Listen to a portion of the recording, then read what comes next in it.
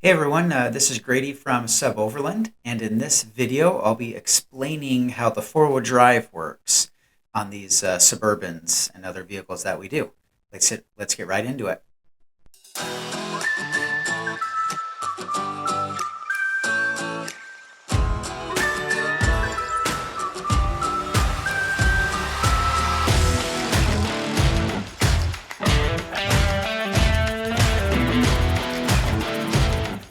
So let's just start off with explaining what four-wheel drive is.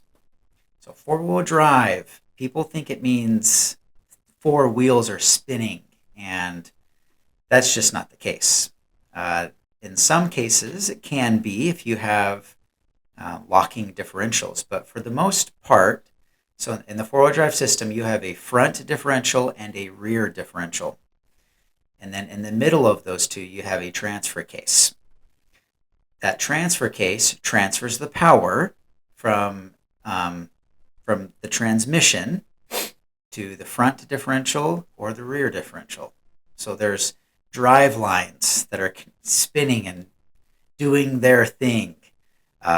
Sorry, without a visual, it's kind of hard to explain all this, but there's a front drive line and a rear drive line on a four-wheel drive car. That drive line can be engaged through the transfer case. So for example, on a four-wheel drive Chevy Suburban, it is always going to be in rear wheel drive as a default. Rear wheel drive. So those wheels in the back are going to be producing the power. Now, when you put it in four-wheel drive, it inside that transfer case will engage the front drive line. Now that front drive line will start spinning, which in turn will engage the front differential. That front differential will then in turn spin the tires. And so this is a quick little what four-wheel drive is, right? Now there's also a full-time all-wheel drive option in the Denali's and Escalades, and also Land Cruisers, Subarus, any all-wheel drive car, they have their own. I'm not going to get into the weeds on all this, but with our particular case here, you have an Escalade or a Denali that has a transfer case that is splitting the power from the front and the rear, and it has a different ratio there. So some transfer cases are more aggressive, you would say, and so it's like a 50-50 split, or a 60 in the rear and 40 in the front split. And then if you kind of the lower end transfer cases, you'll get, for example, in mainly a front wheel drive car, you'll have like an 80% front, 20% rear, things like that. Now that percentage, that just means how much power they're actually getting. So if you get into a certain place where you need a lot of wheel spin, or you need, mainly wheel spin, you're just not going to get it. The resistance on that tire, if it's only a 20%, it's not going to handle that. So you want more of a 50-50 split, and that is what a four-wheel drive transfer case is. It is going to split that. And so that's just a quick little full-time all-wheel drive versus all-wheel drive. Most of our builds are going to be the selectable four-wheel drive. So they're going to be in two-wheel drive mainly, and then you can select them and to go into four-wheel drive. Most of these builds are going to be the newer ones, so 2000 and up, or even let's say 96 and up. And that in that case, in 96, Chevy started using a push-button selectable four-wheel drive in some of their models. So it was no longer on the floor. If you've seen, on the floor of the vehicle, it has like a big knob where you shift from, two wheel high to four low, or four high, or neutral. That has all of those options there. That is essentially just selecting, and it's which four-wheel drive option, or what option you're going to go into, and that in turn, when you pull that knob, it goes down to the transfer case, and the transfer case is engaged however you select it. So that's like a manual. It's manually done. They switched that in 96 on some models. You push a button, and then electronically it will select that. In the 90s models, it's in a different spot than the 2000 and up. So with the 2000, 97, 98, I think 98, they started with installing an option called auto four-wheel drive with the GM vehicles. So you have auto four-wheel drive, two-wheel drive, and then it has 4 high and 4 low. That's how it's listed there. So you have those 4 options on your vehicle there. Auto four-wheel drive I use with snow mainly. That's, to me, the best use of it when you're driving a long distance and at highway speeds. You don't want to be in 4 high and of course 4 low. We'll talk about that later, but you don't want everything turning. They're just not meant to do that at highway speeds. And so, and even auto, I don't use like on the highway. But if I'm, for example, going to a ski hill and you're going up the mountain, you might stick it in auto four-wheel drive in case there's some slippage and you need some power to those front wheels. Auto four-wheel drive works great. If you're in deep snow or things like that, I just put it right into 4 high or 4 low, depending on how much wheel spin and what you're needing there with the ratios. So auto four-wheel drive, I mainly just use it for snow, nothing else. If you're on a gravel road, don't use four-wheel drive. Just keep it in two-wheel drive, and 90% of the trail or so, or I don't know the exact percentage, but most of the trail, you're just going to be fine in two-wheel drive. That's where clearance helps out. So rule of thumb with the four-wheel drive systems, keep it in 2 as much or as long as you can. You'll have less problems. You'll have less things turning, less breakage points, just all of that. So two-wheel drive is your friend, and four-wheel drive is used for emergencies or if you're in other situations that we'll talk about here. So that's auto. Auto for snow, that's mainly what I use it for. Your next option is going to be 4 high. So 4 high, the reason it has the high on there, that's going to give you that same ratio as when you're just driving down the road in two-wheel drive. So it keeps it in that same ratio.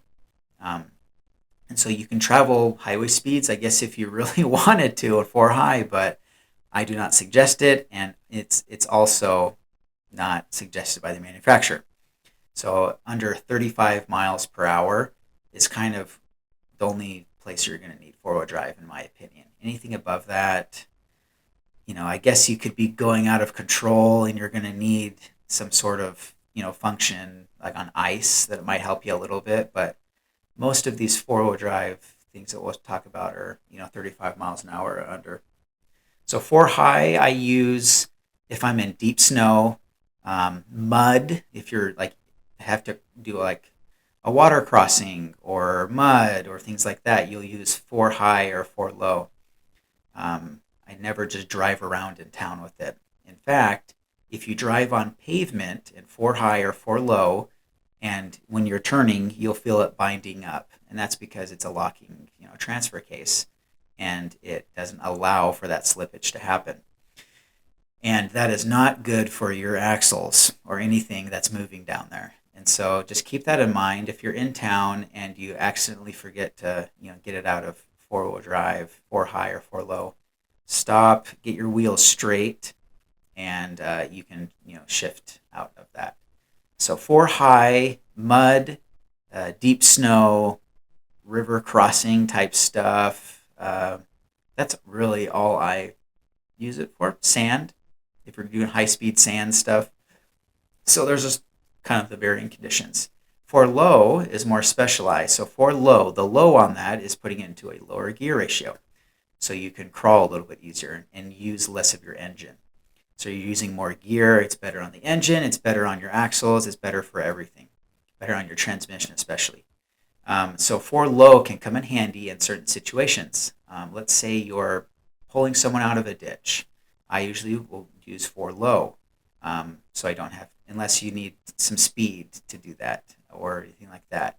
Or if you're rock crawling. So rock crawling I consider as, you guys have all seen it, I'm sure, but more of a steep angle. You're going to be articulating. You're under 5 miles an hour. 4 low comes in handy there. Sometimes if you're on a gravel road and it's getting very steep, but there's no like rock crawling, there's no articulation, there's no big boulders to go over, but you really just need some more gearing, I'll use 4 low. You need to go up like 10 miles an hour is what I usually like to do with 4 low. That can really help, again, your transmission, so it's not working as hard. And so 4 low can come in handy for sure, but I would say it's probably the least used out of our clients particularly, because there's less rock crawling and things like that. Auto was probably the number 1 used with snow and stuff, followed second by 4 high. Well, 2-wheel drive is going to be the most used. And then as far as selecting these, with the 96, if you have a push-button selectable 4-wheel drive, you can shift on the fly from 2 high to the auto option or 2 high to the 4 high option. So as you're going, again, like 35 mile an hour top, it's kind of, keep that rule of thumb there. You can be driving down the road and you see ahead of you, oh man, it's getting a little hairy. There's some drifts. There's, whatever. You're driving in the snow. You can select that and go into 4 high. And if everything's working properly, you're going to engage that. Same thing with auto 4-wheel drive. Now with 4 low, that's a different story. 4 low, you stop the vehicle. You put the vehicle in neutral, like on your selectable switch there. And you can push that 4 low option. So when you're engaging 4 low and disengaging 4 low, you need to be stopped. That's not shifting on the fly. And now in the end of this, I'll talk a little bit about a locking differential. And, like I said, a locking transfer case there. So locking differential, there's a couple different options there. You can have something called a limited slip, LSD. Limited slip differential. So that is going to be just a regular 1-wheel turning until it either magnetic, there's a big magnet in there, or the force of it will change, and so it'll engage both sides of your axle, both wheels at that point. There's different styles of limited slip differentials. We use a G80 that's it comes factory from GM. There's also lockers. Lockers are when it's always engaged. There's air lockers. There's mechanical lockers. There's just ones that are just always there. And so you can disengage some of those fancier ones. The ones I've had in the past are just a mechanical locker. It's all on all the time.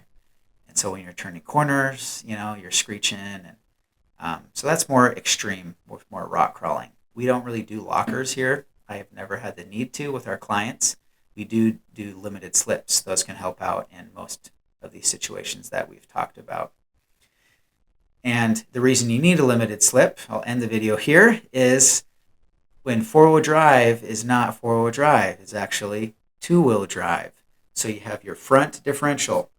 If it's an open differential, you'll have 1 tire spinning, and that's going to be the one with least traction. Same with the rear. You'll have 1 tire spinning that's least traction. And that's why it's only 2-wheel drive, 2 wheels turning. When you have a 2-wheel drive car, if you don't have a limited slip or a locker, you're really a 1-wheel drive car if you're stuck and you just have 1 tire spinning. If you guys have seen that, that's because there's no limited slip or locking mechanism to lock that differential. So that's why 4-wheel drive is so important, because it's going from 1 spinning tire to 2, and then you can have the options of limited slip or lockers in the rear differential on our Suburbans to really have better capability. Thanks for watching, everyone. That pretty much concludes this video. Again, four-wheel drive, a lot of talking, but four-wheel drive is very key and very necessary. If you guys have any comments or questions that I didn't cover in here, or have something you want to correct or whatever, I'm all ears. Leave them below and I'll try to get back to them. But thanks for watching this video, and if you haven't subscribed to the channel, please do. We'll catch you on the next one.